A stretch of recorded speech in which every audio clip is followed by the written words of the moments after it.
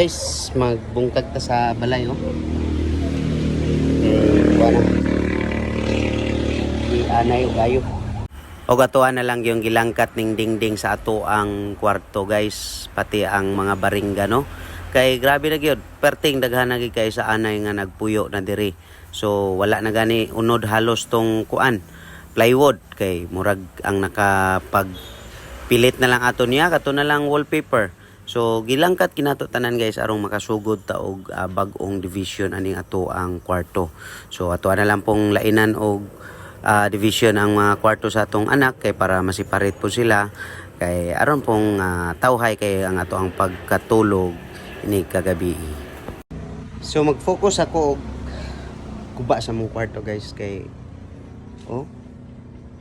ako paglimpihon. Kung sige ra tag video ani dugay kita mo man. So ngata lang so guys kay ako sa ning kumbatihon.